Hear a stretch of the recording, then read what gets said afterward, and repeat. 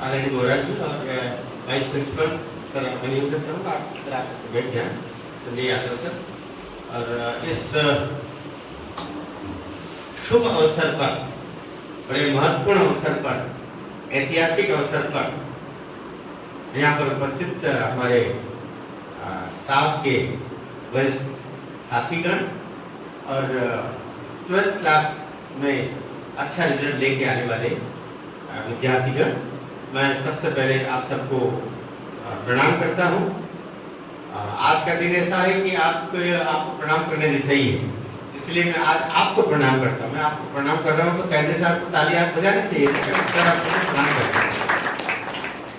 ये एक बहुत खुशी का दिन और जिम्मेदारी का दिन।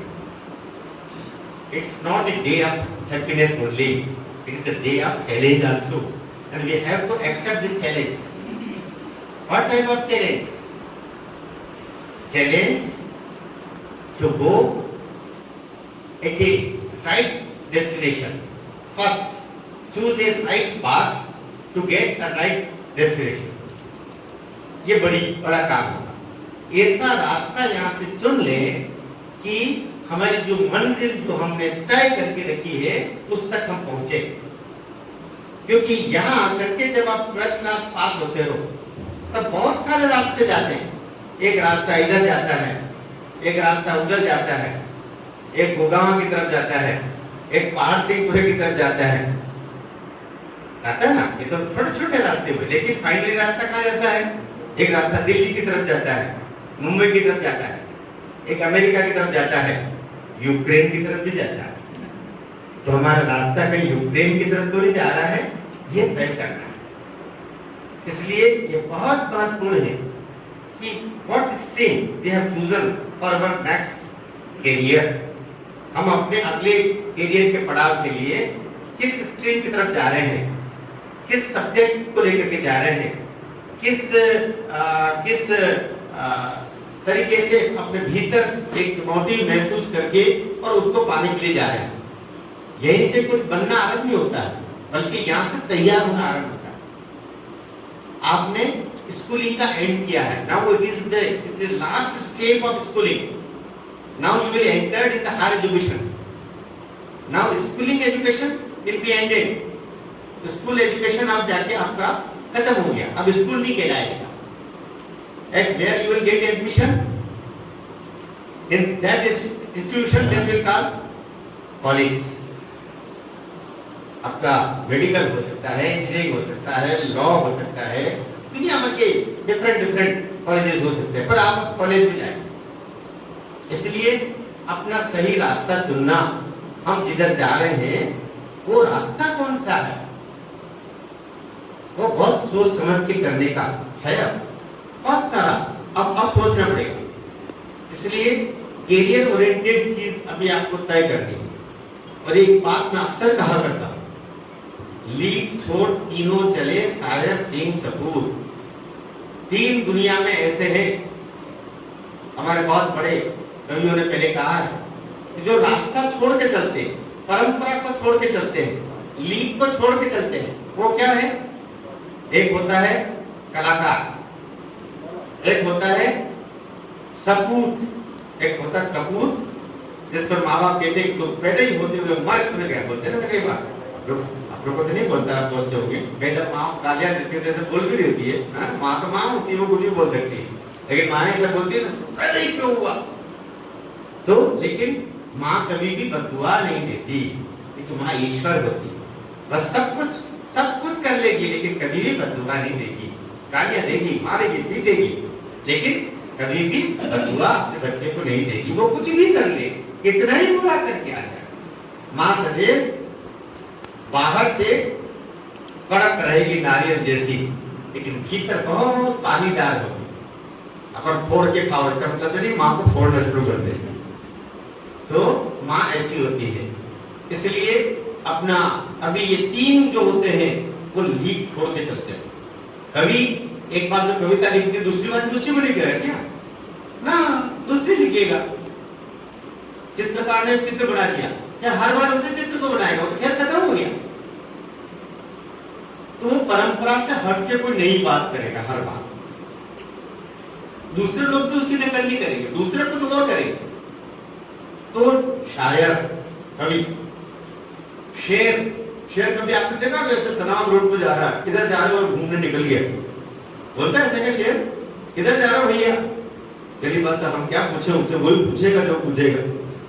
तो ये कभी बने बनाए रास्ते पर नहीं चलते, एक तो पहाड़, नदियां, झरने, वृक्ष लांघते, उछलते कूदते अपना निकलेगा, अपना रास्ता खुद बनाता, शेर अपना रास्ता खुद बनाता, कवि अपना रास्ता खुद बनाता और सपूत अपना रास्ता खुद बनाता। सामान्य इसका मतलब ये नहीं कि पिताजी जो काम करते वो अपन ना करें, पिताजी का बढ़िया बिजनेस है तो बोले थोड़ा बोले आप लगा दो इसको, मैं तो दूसरा करूंगा, सर ने बोला, ऐसा नहीं करना है। हमें वो काम करें, अच्छी बात है, लेकिन उसमें कुछ हट के करें। What we to have given in that business। हमारे कॉमर्स के बच्चों ने बहुत अच्छा इस बार किया, मैथ्स के बच्चों ने बहुत अच्छा किया, एक पूरी दुनिया में नाम रोशन हो गया आपका। एग्रीकल्चर के बच्चों ने बहुत अच्छा किया, बायो के बच्चों ने भी अच्छा किया, हर स्ट्रीम में अच्छा किया, चाहे आपका मैथ्स हो, बायो हो, आपका एग्रीकल्चर हो, कॉमर्स हो, सभी स्ट्रीम ने बहुत अच्छा किया। सभी के सम्मान के लिए एक बार बढ़िया ऊपर हाथ करके ताली बजाइए, सब लोग ताली बजाइए, सबने अच्छा किया। क्योंकि मैं तो वो फेसबुक में देख रहा किसी के पिताजी का बराबर वो बच्चा 48% आया, तो भी मेरे बच्चे ने 48% लेकर के आया। हमारे जवान में तो 33% ही आता था, कितना 33% आ गया। अब आजकल के बच्चे तो 90%, इतने में तो 3 पास हो जाए। हमारे जमाने अलग थे उन दिनों में तो अब कोई फर्स्ट डिवीजन आ गया मतलब पूरा गांव पागल हो जाता खुशी के मारे। मैं जब 11th क्लास में, मैडम 11th क्लास में, उस जमाने में 800 नंबर का हुआ करता था, अलग और क्लासिफिकेशन का। हमारे जमाने में 11वीं होता था, 12वीं होता ही नहीं था। तो 11वीं में 9वीं 10वीं 11वीं 10th नहीं था, ये 1978 की बात कर रहा। तो जैसे ही गांव में हमारे गांव में स्कूल 5वीं तक था, खाली अब पैदल दूसरे गांव में जाते थे। तो वहाँ धमना एक मंदसौर जिले का एक गांव है, छोटा सा, वो भी छोटा सा गांव है अब तो वहाँ पर मैं 11वीं में जब मैंने मुझसे किसी ने पूछा था, हमारे प्रिंसिपल सर ने, किसी ने क्या, श्रीवास्तव जी प्रिंसिपल, गिरजा कुमार श्रीवास्तव, बोले शंभू, मेरा नाम शंभू ये मतलब है ना, तो शंभू तो क्या बेटा कैसे क्या पास हो जाएगा, क्योंकि मैं बहुत सामान्य वर्ग में था लेकिन बहुत गरीब था, और मेरी जो फीस थी वो मेरे प्राचार्य जी देते थे, क्योंकि सरकार के नियमों में मैं आता नहीं था। तो ये सोच के कि इनके पिताजी नहीं है और बहुत गरीब परिवार से है, तो मेरी फीस सारी फीस गिरजा कुमार श्रीवास्तव जी प्राचार्य से देते थे। लेकिन उनको लगा कि ऐसा नहीं कि पूरा रिजल्ट गड़बड़ करते पूरा और नाम कटवाते मेरी। तो मुझसे 11वीं में उन्होंने पूछा कि बुला करके कि क्यों शंभू तो पास तो हो जाएगा। तो मैंने कहा सर मैं प्रथम श्रेणी में पास हूँ। क्या बोलिए मेरे बच्चे से, मैं प्रथम श्रेणी में। अब मैं बोल तो गया, और जब रिजल्ट आया तो योग से बात मेरे भाई साहब ने कहा कि नाना मतलब हमारे प्यार से छोटे भाई को बच्चे को बोलते नाना तो पास हो गया, मैंने प्रथम श्रेणी में पास हूँ। उनको भी यही बोल दिया, जान जान मेरे मुंह से कौन खिला रहा था। और संयोग से देखिए कि 800 में से 800 से 480 के हिसाब से ठीक 60% राम राहुल सर आपका कॉमर्स यूनिट देख लीजिए, 480 कितने में से आए होंगे मुझे नहीं पता है, एग्रीगेट में 600 का था कि 700 का था, 800 का ठीक से नहीं पता, लेकिन ठीक 480 चाहिए 60% के लिए, और मेरे ठीक 480 है, पूरे 480 है। पूरा गांव खुशी के मारे पागल हो गया। मतलब मेरे घर में मेरी माँ के अलावा हमारे गांव में बहुत सारे लोगों ने मिठाई बांटी, क्योंकि मेरे गांव में मैं पहला लड़का था जिसने हायर सेकेंडरी पास की। पोस्टमैन के बाद पढ़ा लिखा मैं ही था गांव में। अब तो फिर बहुत सारे ग्रेजुएशन, पोस्ट ग्रेजुएशन, अब तो पढ़ाई का दौर है, लेकिन बहुत बड़ा मेरे बारे में कहा जाता था कि ये बापू, राजपूत समाज में लड़कों को बापू बोलते हैं, मतलब बापू जो है कमाल कर गया, माने में बोलते हैं बापू अपना कमाल कर गया। तो इस तरीके से बेटा ऐसा काम लीक छोड़ तीनों चले, शायर सिंह सबूत। जरूरी नहीं कि पिताजी का जो काम है उस काम को वैसे ही करें, कुछ हटके करें। ऐसा नहीं कि पिताजी डाका डालते थे तो अपन डाक के उनको नया तरीका निकालना। अच्छा काम, किसी के पिताजी डाका नहीं डालते, मैं तो कह रहा हूँ अच्छे बुरे का नहीं देखना, अच्छा काम। और सबके पिताजी अच्छे ही काम करते रहे होंगे, तभी आप यहाँ तक अपने माता पिता के सम्मान में ताली बजाइए। तो याद रखिए, माता पिता जीवित देव आत्माएं हैं। मंदिर जाने की, मस्जिदों में जाने की, गिरजाघरों में जाने की, चर्चों में जाने की को खर्चे करने की जरूरत नहीं है ना। चर्चे के खर्चे जाने की जरूरत नहीं है, बल्कि आपके माता पिता जो घर में हैं, सुबह में जाके उनके पांव छू लिए, चारों धाम हो गए। माता पिता के दर्शन कर लिए, पांव छू लिए, चारों धाम हो गए। कितने बच्चे ऐसे हैं जो माता पिता के पांव छूते शुरू होते? ईमानदारी से जरा बता। 1 2, बहुत अच्छे। इनके सम्मान में तो ताली बजाओगे। 2 बच्चे 20-25 में से ऐसे निकले जो माता पिता के, ये बड़ा काम कर रहे हैं आप, कहीं मत जाइए। दुनिया के सारे पूजा स्थल को, पूजा स्थल अंतोगत क्या कराते हैं हमने देखे ही है। 15 दिन से कर्फ्यू लगाओ। इसलिए, लेकिन कहाँ ऐसा हुआ कि माता पिता के आपने पूजा कर ली तो कर्फ्यू लग गया? ऐसा हुआ क्या? केवल आशीर्वाद मिलेगा, केवल हमारे हृदय के भीतर एक ऊष्मा, एक ऊर्जा, एक शक्ति का संचार हो जाएगा। छोटा बनने में, लघुता में ही प्रभुता है, किसी ने यही नहीं कहा। छोटा अगर जो बन गया वो बड़ा बन के रहेगा। जिसने छोटा बनना सीख लिया, एक दिन वो बड़ा बन के रहेगा। ताली इस बात को बजाइए और देख लीजिए इस बात। जीवन में बड़ा मत बनिए, बड़ा आपको दुनिया बनाएगी। छोटा बनिए, जितना छोटे बनते जाएंगे उतने बड़े बनते जाएंगे। छोटा बनना जिसने सीख लिया, दुनिया की सबसे बड़ी शिक्षा, दुनिया की सबसे बड़ी डिग्री का नाम है छोटे बनने की कला में पारंगत हो जाना। ये काम करने का तमाम अहम से, तमाम घमंडों से दूर। कोई किसी ने आपको कुछ कह दिया, बहुत अच्छा, गाली दे दी, बहुत अच्छा, पिटना नहीं हो, पिट के नहीं आना, गाली तक तो चलेगा, है ना। लेकिन किसी ने हाथ उठाया तो हाथ उसका आवाज आनी चाहिए, टूटने की, तोड़ देना उसका। ये बात भी हम कहते हैं। शिक्षा का मतलब आपको नपुंसक बनाना नहीं है। शिक्षा का मतलब आपको कायर बनाना नहीं। शिक्षा का मतलब आपको हार कराना बनाना नहीं।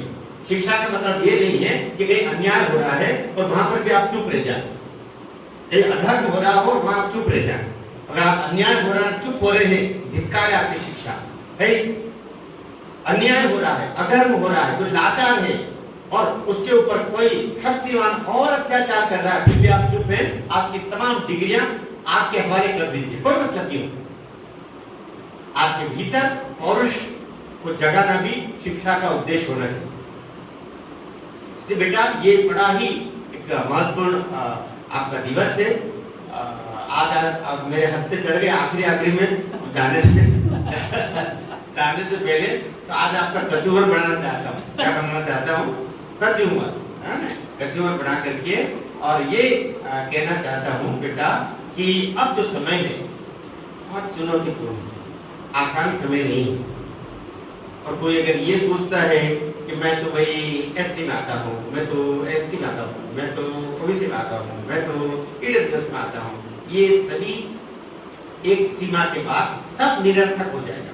आप में प्रतिभा नहीं है तो आप कुछ न कर पाए, लेकिन आप में प्रतिभा है तभी आप टॉपर्स में नहीं आता।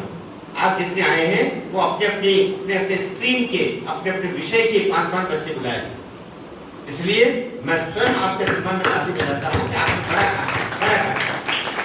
लेकिन ये शुरुआत है। It is the beginning of winning. ये जीतने की शुरुआत है। आप कहीं भी जाएंगे, आपके डेट ऑफ बर्थ के लिए 10वीं की मार्कशीट मांगी जाएगी और आपके कैरियर के लिए 12वीं की मांगी जाएगी। कैरियर की शुरुआत है। अच्छा, आपने एमएससी किया है, 12th बताइए। अच्छा, आपने एमकॉम किया है, अब कॉमर्स हेड होंगे, वो बताइए 12th कैसे की। अब आपकी जड़ें यहाँ से चल रही, इसी पर आपका वृक्ष पड़ेगा, इसी पर फल लगेंगे। अभी तो जड़ें बनी हैं, वृक्ष बनना तो बहुत श्रेष्ठ। इसलिए this is the basic things of any career oriented things. जो कैरियर बनाने वाली जो चीज है उसकी शुरुआत भी है। इसलिए इस मुकाबले में नहीं लेना, इस भ्रम में नहीं लेना का तो हो गया आपका सब। यहाँ से शुरुआत होगी, यहीं से शुरुआत होगी। और आपके शुरुआत कराने वाले जो दिन भर पसीने में नहाते हैं और शाम को आके पूछते हैं आप बच्चा स्कूल गया था, वो आपके पिता, वो आपकी माँ जो आपको टिफिन बना के देती है, वो आपके दादा दादी, आपके नाना नानी, परिवार के बड़े, जो आपका हर दिन आपकी मुस्कुराहट के साथ आपके श्रम को देख रहे, आपकी मेहनत को देख रहे। बच्चा सो कब रहा है, बच्चा उठ कब रहा है। अब आपने परिणाम दिया, लेकिन ये परिणाम की शुरुआत है, ये परिणाम की शुरुआत है। इसलिए अब से दौड़ शुरू होती है। Race now begins. अब शुरुआत हो रही, अब आपको चलना है जिस रास्ते में आपको सीए बनना है, आपको चार्टर्ड अकाउंटेंट बनना है, आपको एक बहुत अच्छा आईआईटी होते हुए बढ़िया इंजीनियर बनना है, आपको बेस्ट डॉक्टर बनना है, बहुत अच्छा एडवोकेट बनना है। एडवोकेट्स की बहुत मांग है देश में, इसलिए आपको जो बनना है यहां से बनना शुरू करना है। अच्छा बिजनेसमैन बनना है, अच्छा कोई ऑर्गेनाइजेशन का मालिक बनना, कोई फैक्ट्री खोलना। सरकार आपको कदम कदम पर सहयोग करती है। ये तो केवल नौकरियां हैं जो केवल हर महीने 1-2 तारीख को तनख्वाह मिलती है। याद रखना, नौकरियां मांगने वाले नहीं, नौकरियां देने वाले बनी। ताली बजाइए। देश पर उपकार तब होगा आपको तब स्वामी विवेकानंद का श्रेष्ठ विद्यार्थी माना जाएगा जब आप नौकरियां मांगने वाले नहीं, नौकरियां देने वाले बन जाएंगे। और आपके पास एक दिन आके हम कहेंगे बेटा बहुत अच्छा काम किया और हमें तुझ पर गर्व है। इस स्कूल से निकले हुए 1-2 आईएएस भी है, 1-2 आईपीएस भी है, कई सारे डॉक्टर्स भी है, हमें खुशी है इस बात की। लेकिन स्वामी विवेकानंद पब्लिक स्कूल खरगोन के विद्यार्थी होने के नाते आपकी अब बहुत बड़ी जिम्मेदारी है कि आप बहुत अच्छे बिजनेसमैन बने, बहुत अच्छे फैक्ट्री के मालिक बने, बहुत अच्छे प्रोड्यूसर बने, प्रोड्यूस करें चीजों को, निर्माता बने, ऐसा निर्माण करें चीजों का कि वो विदेशों में जाए। एक दिन अमेरिका के व्हाइट हाउस में आपकी बनाई हुई चीजों की प्रशंसा होगी, तब जाके हमको लगेगा कि हमारे बच्चे ने कुछ किया। तो अब अपना चुनाव का समय है। अगर हमारे प्रिंसिपल और vice principal Sanjay Yadav sir अगर बोलेंगे और प्रिंसिपल सर बोलेंगे और हमारे सभी सीनियर टीचर्स बोलेंगे तो आपके यहाँ पर कैरियर ओरिएंटेड एक दिन का पूरा एक सेमिनार 3 घंटे का, जिसमें हम बाहर से सभी एक्सपर्ट बुला लेंगे जो डिफरेंट तरीके की आपको बात बता सकेंगे कि किस रास्ते पर जाने के लिए आपको क्या क्या करना पड़ेगा। अगर किसी बच्चे को फॉरेन एजुकेशन के लिए निकलना है तो वहाँ कौन कौन से रास्ते बनेंगे, क्योंकि आपके स्कूल के जो डायरेक्टर है अनुरोध सिंह वो खुद लंदन में 2 साल एलिमेंट उन्होंने किया है और वहाँ से डिग्री लेके आए। तो उसके रास्ते क्या बनते हैं, यूएस जाने के क्या रास्ते बनते हैं, कैसे जाते हैं और वहाँ की सरकारों से कैसे स्कॉलरशिप लेते हैं। आपके डायरेक्टर आपका जो पढ़ाई है आधा खर्चा तो यूके गवर्नमेंट ने दिया होगा। तो इस तरीके के बहुत सारे स्कॉलरशिप के लिए कॉम्पिटिशन्स होते हैं, एग्जाम्स होते हैं, उनको कैसे पार करना, क्या तरीके हैं, उसको लेकर के जाएंगे तो आपके डायरेक्टर अनुरोध सिंह गौर जी को बुला लेंगे, वो आधा घंटा 1 घंटा आपसे बात करें। कुछ डॉक्टर्स बुला लेंगे जो मेडिकल लाइन में जाने के लिए क्या करना, बहुत अच्छे आईआईटी किसी को बुला लेंगे, सिर्फ 3, 4, 5 लोगों को बुला करके और आपका 3 घंटे 4 घंटे का एक दिन आपका खाना भी हम यही रख देंगे, आप सबका भोजन यही होगा और साथ में आपका बहुत अच्छा एक जिसको बोलेंगे हम ऐसा सेमिनार जो करियर ओरिएंटेड हो, आपको किस रास्ते पर जाना है वो तय हो पाए। ये जानकर के कितने बच्चों को अच्छा लगा, जरा ताली बजाइए। कैसे आपको हम ग्रुप में डालेंगे और जो सूटेबल डेट होगी बहुत जल्दी विदिन ए वीक, इस सप्ताह में हम लोग तय कर लेंगे, क्योंकि अब आपके पास समय नहीं है, अब आपके पास तय करने के लिए समय नहीं है, बहुत कम समय है। इसलिए हमारे पास जो अभी उपलब्ध है बहुत सारे रास्ते खुले हैं बच्चों। 2 साल से डेवलपमेंट का व्हील रुका हुआ था। क्यों रुका हुआ था? कोरोना के कारण। तो वो रास्ता वो भैया चल पड़ा, इसलिए आप देख रहे हैं बहुत सारी वैकेंसीज निकल रही है, बहुत सारे काम हो रहे हैं, सरकार की भी अब हाथ पांव खुल गई काम देने के लिए और बहुत सारे बैंक लोन्स दे रही है, इजीली अवेलेबल है और कम इंटरेस्ट पर दे रहे हैं। याद रखना, लोन लेने में कभी कोताही नहीं बरतना। लोन लेना एक समय ये कहा गया था कि लोन लेना बुरा है, लेकिन लोन लेके घी पीना गलत है। क्यों याद सर? क्यों ऐसा कहा लोन लेके घी नहीं, घी पीना मतलब लोन लेके खा पी जाना, लोन लेके बच्चों की शादियां कर देना, लोन लेके घूमने निकल गए, लोन लेके वो कुछ नहीं तो उड़ा रहे ऐसे ऐसे करते ना सर। किस काम के लिए वो कई बार लेते, मकान बनाने के लिए लोन लेते हैं, उसको उड़ा देते किधर से, ऐसा नहीं। लोन आपके धन लेना धन की वृद्धि के लिए। कॉमर्स के बच्चे, मैंने खुद हिंदी का प्रोफेसर रहा हूँ, लेकिन मैं बीकॉम मैंने किया था और बीकॉम में पूरे उत्तर विश्वविद्यालय में टॉपर रहा था, याद रखिए। एक स्वाध्याय विद्यार्थी के रूप में भी, है ना, as a private student I pass in English medium, I choose that time English medium and then I pass BCom in 1983 in not only first division but in merit list also the university। तो ये इसमें इसलिए calculated बात आपको बताना चाह रहा हूँ। आज जो आपका 1 रुपया है, आज आपका क्या है, जोर से बोलो, क्या है आपका 1 रुपया, 1 साल के बाद में वो लगभग 90 पैसे ले जाएगा। समझ रहे हैं बात को?